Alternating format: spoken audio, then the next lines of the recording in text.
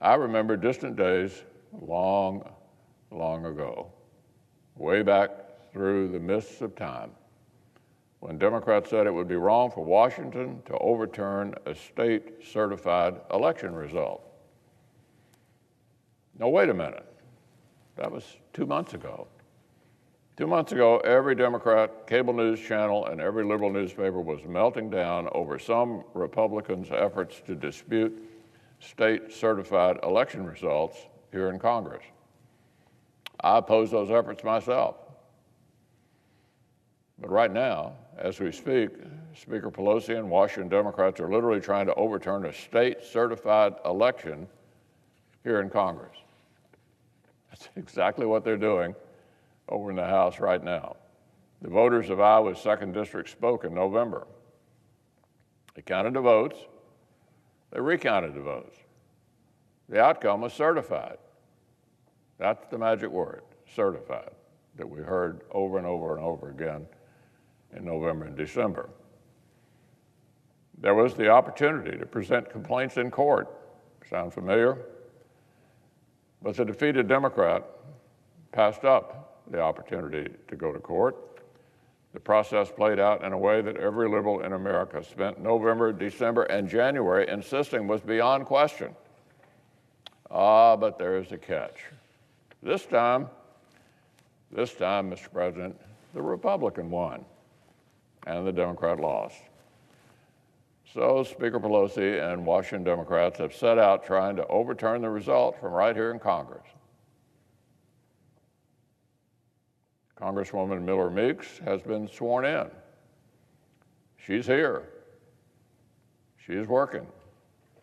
But Democratic leadership is trying to use brute political power to kick her out and replace this Congresswoman with a Democrat whom she defeated.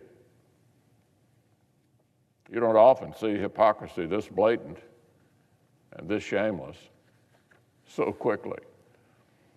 Naturally, now the Democrats stand to benefit from this. The concept of Washington overturning a certified election has gone from a massive outrage to a minor afterthought for much of the national media. This is happening at the same time that House and Senate Democrats are pitching a massive takeover of all 50 states' election laws. The same people who are trying to overturn this certified election result want to ram through a bill that would let them control the democratic process that will determine whether they keep their jobs and their majority in 2 years' time. This isn't about principle, it's just an attempt to use a temporary majority to pull off a permanent partisan power grab. Democratic leaders have razor-thin majorities in both chambers. They're obviously afraid they're going to lose them. And so they've decided their top priority is a Washington rewrite of election rules.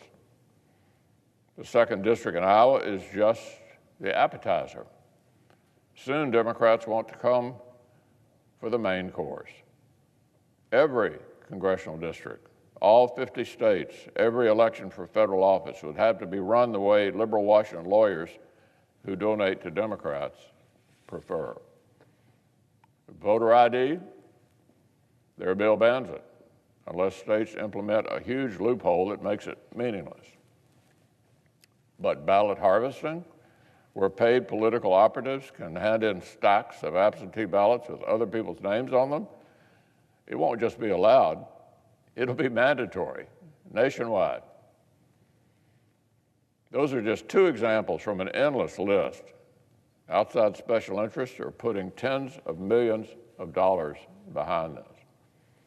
In fact, some Democrats are so desperate to rewrite the rules of our democracy that many of them want to break the Senate's rules in order to do it.